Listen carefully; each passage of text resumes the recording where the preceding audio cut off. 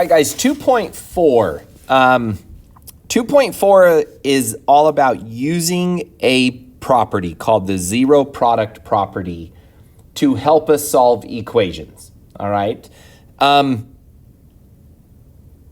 So here's the problem. Here's what we're going to run into. Last year and the year before and the year before, you were given things like 3x plus 4 equals 12, and you had to solve for x. You had to find out what x was. So you would do railroad tracks, you would minus 4, and you would end up with 3x equals 8, and then you would divide by 3 and end up with x equals 8/3, right? Everyone did that. Maybe you called it something different, but all of you did that. The problem that you're going to run into this year, something that you're going to run into is you're going to have things like x squared plus 2x equals 0, or x squared plus 5x minus 24 equals 6. And what happens is when you do your railroad tracks, you would add 24.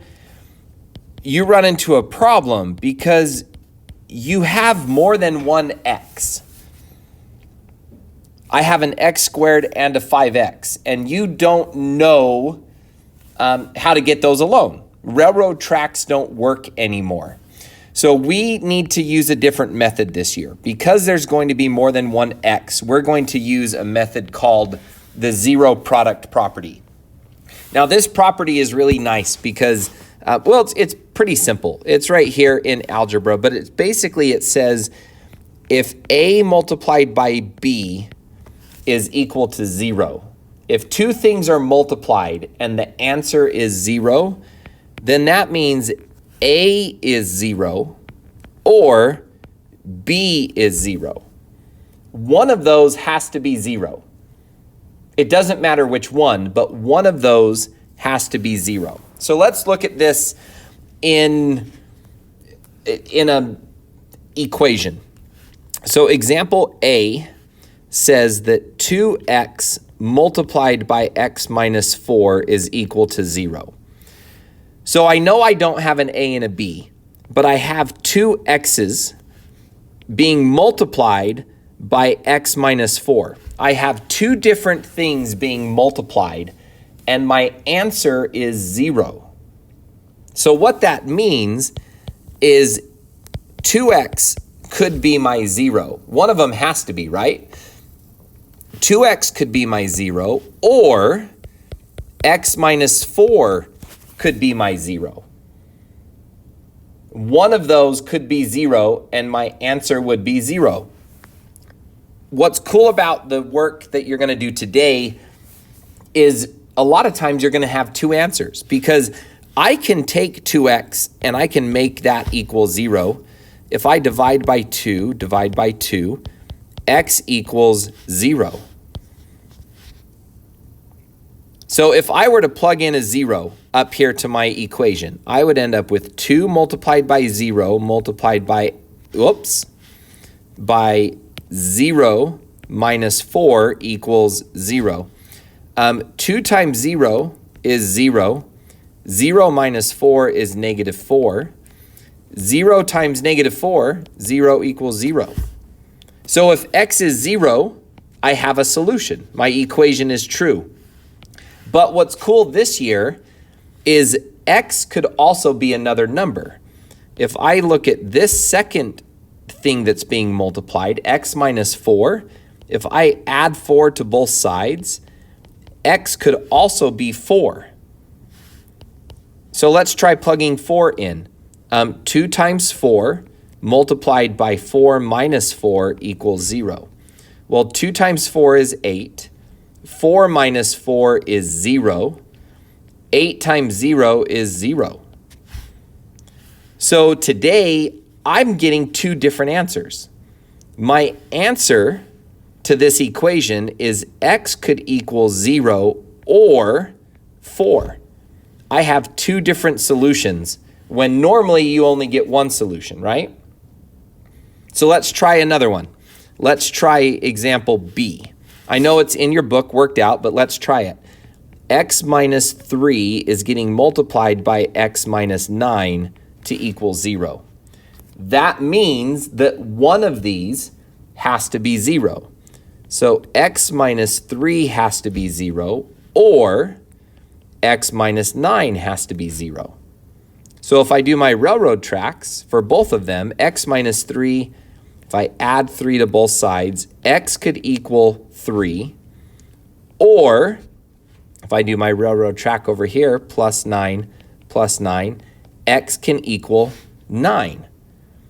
So my solution for part B is x could equal 3 or it could equal 9. I have two different answers to that equation, which is really cool that you can have two different answers to the same problem. These solutions, what we call them are, and I wrote this down right here in the notes, we call these solutions roots of the function.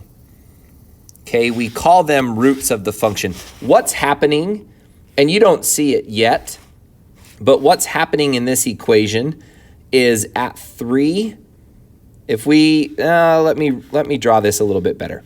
If this is my graph, I've got 1, 2, 3, 4, 5, 6, 7, 8, 9. What this means is that my equation is crossing the x-axis twice. That's why we call them roots. It's not just a line, like last year you would have a line that would cross in one spot. This time you have a line that crosses in two different places. It's going to cross at 3 and at 9. My first example, it crossed where? It crossed at 0 and at 1, 2, 3, 4.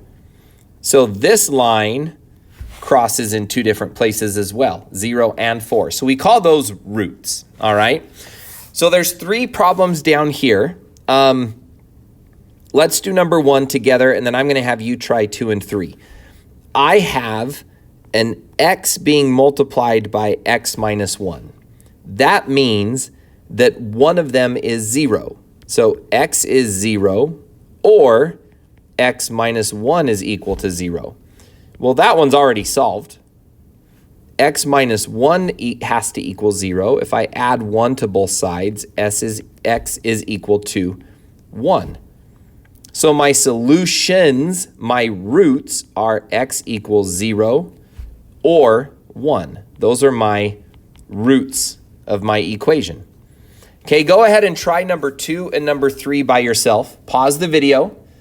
See if you can figure those ones out without my help.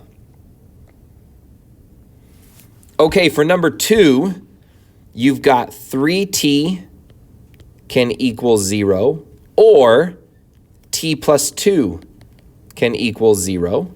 So when I do my railroad tracks, divide by 3, t is equal to 0, because 0 divided by 3 is 0.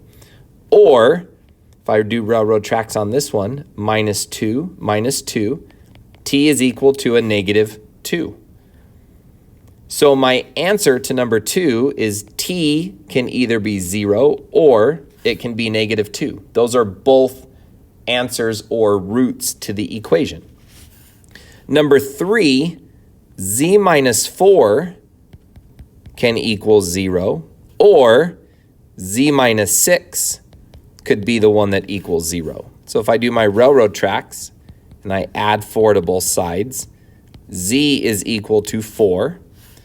Or if I do railroad tracks on this one, I add 6 to both sides, z could equal 6. So guys, today you're going to get more than one answer. Most of the time, you're going to get different answers. And that just means that your graph is crossing more than once. 1, 2, 3, 4, 5, 6. So this one is crossing at 2 different places. I don't know what it's doing, but it's doing something, and it's crossing at 2 different points. All right? So let's expand this a little bit. We'll try it some harder ones. Example A, here I'm looking at example 2. A says that 2x plus 7 multiplied by 2x minus 7 is equal to 0. So 2x plus 7 multiplied by 2x minus 7 equals 0. So that tells me two different things. 2x plus 7 could be 0, or 2x minus 7 could be 0. So let's railroad track. Minus 7 minus 7. 2x equals negative 7. Divide by 2, divide by 2. X equals negative 7 over 2. There's one solution. Or, let's solve this one. Add 7, add 7. So 2x equals 7. Divide by 2, divide by 2. X equals 7 halves. So I have two roots or two answers. X could either be negative 7 halves or 7 halves. Both of those are going to be answers. Okay. Example B, right here. X minus 1 squared equals 0. So that means that x minus 1 multiplied by x minus 1 equals 0. So I just rewrote it. So now I have two things that multiply to be 0. So x minus 1, that could be 0, or x minus 1 could be, wait a minute, these are the same thing. So when I do my railroad tracks, x equals 1, add 1, add 1, x equals 1. Please don't tell me that x could be 1 or 1. That's silly. It's the same number. So x could only equal 1. So this one, even though there's two parentheses, they're the same parenthesis. So I only have one answer. All right. Well, let's look at example C. X plus 1 times x, I'm just looking right here, times x minus 3 times x minus 2 equals 0. So I have three of them. X plus 1, oh, I'm going to do a different color. X plus 1, x minus 3, x minus 2, three things are being multiplied to be 0. So that could be 0. This could be 0. Or this one could be 0. Cool. Well, let's try each of them. Minus 1, minus 1. So x could be negative 1. Railroad track, add 3, add 3. X could be 3. Or railroad track, add 2, add 2. X could be 2. So for this one, x could be negative 1, 2, or it could be 3. All of those, if I were to plug them in, would give me an answer of 0, no matter which one I use. So that one's kind of cool. It crosses at negative 1, it crosses at 2, and it crosses at 3. So it might be doing something funky. I don't know. That's kind of a cool graph, though. All right. Try these on your own. Number 4, number 5, number 6. You have three different problems that multiply to be 0. See if you can get the answers. And come back to check your work. All right, so for number 4, 3s plus 5 needs to be 0, or 5s plus 8. So 3s plus 5 can be 0, or 5s plus 8 can be 0. So if I do railroad tracks, minus 5, 3s equals negative 5. Divide by 3, divide by 3. S equals negative 5/3 was one of your answers. Or railroad track this one, minus 8, 5s equals negative 8. Divide by 5, divide by 5. S equals negative 8 over 5. Those should have been your two answers, all right? Number 5, b plus 7 squared equals 0. So b plus 7 times b plus 7 equals 0. Well, these are the same thing. So b plus 7 could equal 0. So when I railroad track minus 7, b equals negative 7.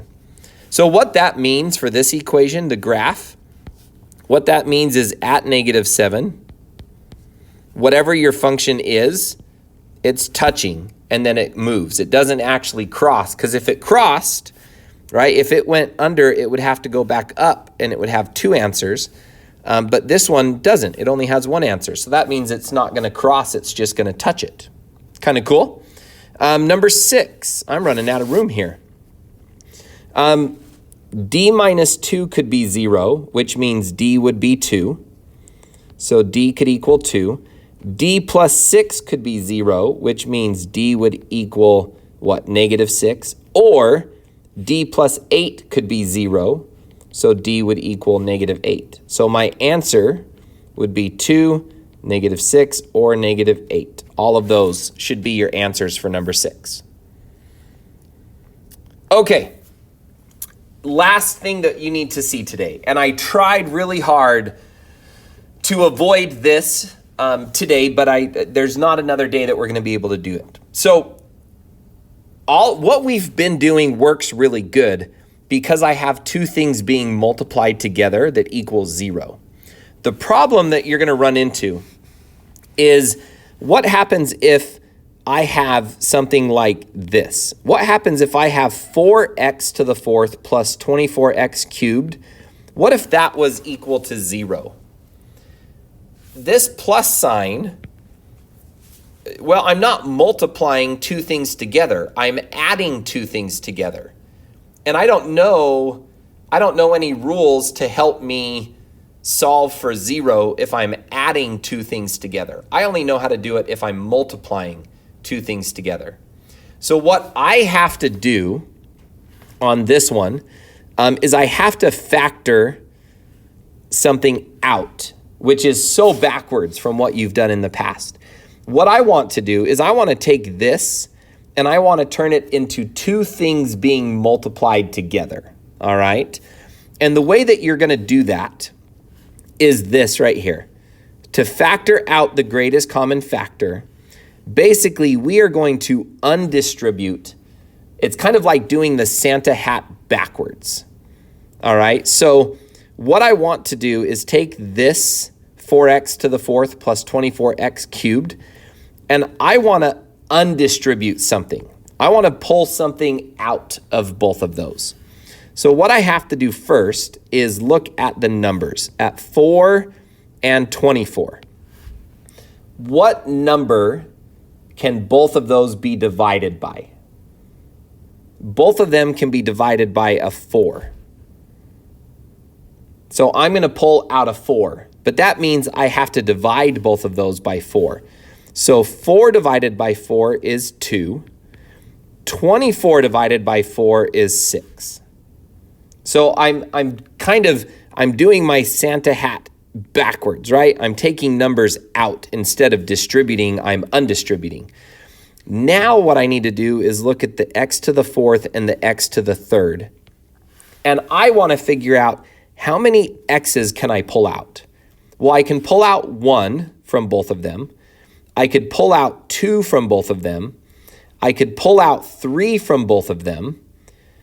The problem is I can't pull out 4 because this one has 3, this one has 4. So I can't take 4 out because the second one only has 3. So I can only take out 3, which means I need to take them out.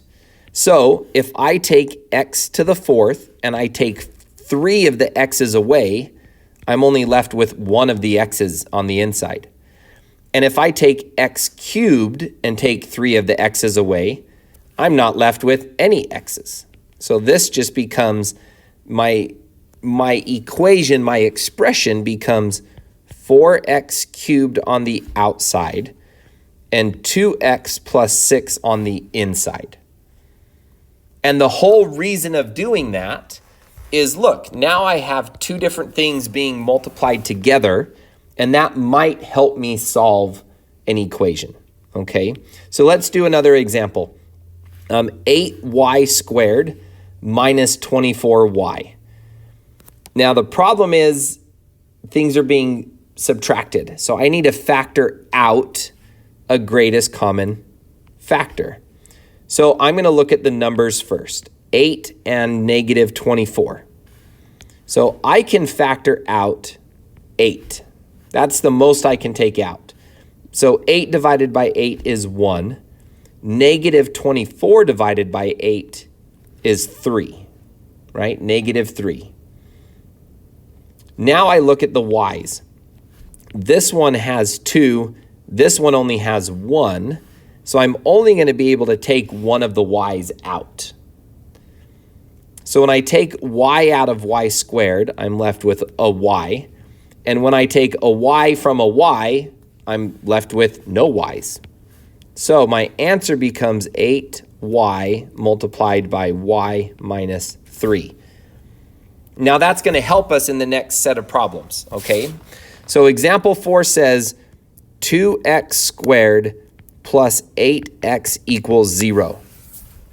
Now, I can't use railroad tracks because I have two different x's. That's not going to work. I have two things being added together to equal 0. So I need to turn this problem into two things being multiplied together. So what I want to do is factor something out of this. So what can I take out? Well, I can take out a 2 because 2 goes into 2 and it goes into 8. And I'm left over with a 1 plus a 4 on the inside.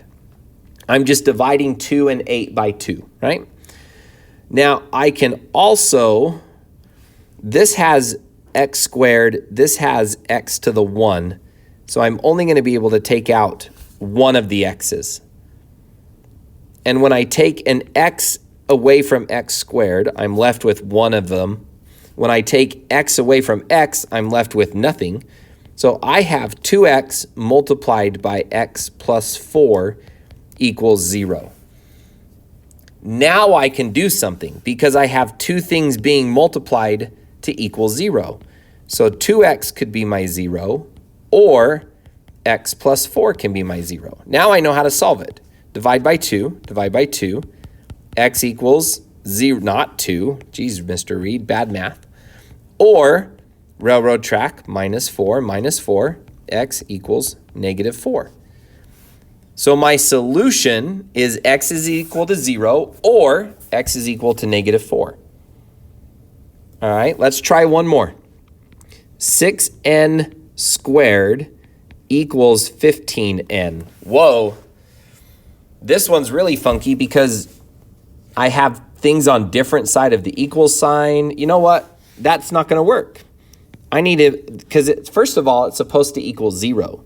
So I'm going to take this 15n and I'm going to minus 15n from both sides so that I end up with 6n squared minus 15n equals 0. All right, I'm equal to 0. That's good. That's what we want. The problem is I have a minus sign still, right? I've got this minus. I don't want a minus sign. I want something multiplied together. So I've got to look for what I can factor out. So 6 and negative 15, I can take out a 3. 6 divided by 3 is 2. Negative 15 divided by 3 is negative 5. Okay? I have an n squared and an n. So that means I can only take out one of the n's. So this 2 has an n left over, and the 5 doesn't have an n left over. But this is good news because now I have two things being multiplied to equal 0. So 3n can be 0, or 2n minus 5 can equal 0.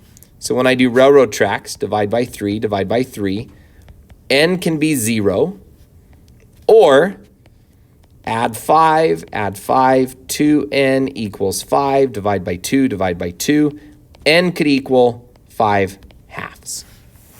So I have two different answers. That was a messy problem. That was lots of steps that we haven't ever done before. So give this a try, all right?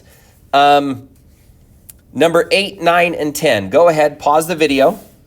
See if you can solve those ones. You're going to have to factor something out first. Number 10, you're going to have to move something to the other side. But give those ones a try. All right, guys, welcome back. I'm just trying to make some room to help show you these examples. So, a squared plus 5a equals 0. I have two things added together, so I need to factor something out. Well, nothing goes into 1 and 5, but I can take an a from the first one and an a from the second one. So I'm left with an a plus 5. So that means a could equal 0, or a plus 5 could equal 0. That one's already done. This one, minus 5 minus 5, a could equal negative 5. So there's my two answers. Number 9, 3s squared minus 9s equals 0. Again, I'm subtracting something. I need to be multiplying something. So let's factor out. We can take a 3 from both of these, and I'm left with a 1 and a negative 3. And then I can take 1s out, and I'm left with an s here, but not the second one. So I have 3s equals 0, or s minus 3 equals 0. So railroad tracks, s is 0. Railroad tracks, add 3, s is equal to positive 3. All right, number 10. 4x squared equals 2x. Well, that's a problem. I want it to equal 0. So I'm going to minus 2x from both sides. So I get 4x squared minus 2x equals 0. Great. Now I can split this up. I can factor something out. I can take a 2 out of both of those, and I can take out an x. So 4 divided by 2 is 2. When I take one of the x's out, I'm left with another x. And then 2 divided by 2 is negative 1, and x divided by x goes away. So 2x can equal 0, or 2x minus 1 equals 0. So that means x equals 0, or add 1, 2x equals 1, divide by 2, x equals 1. Oh, where's my x equals 1 half? Would have been your other answer. Okay, homework. 3 through 15, these ones, and 25, 27, 29, those are the most important ones. 31 through 34 are going to be a little bit harder, but I want you to try them.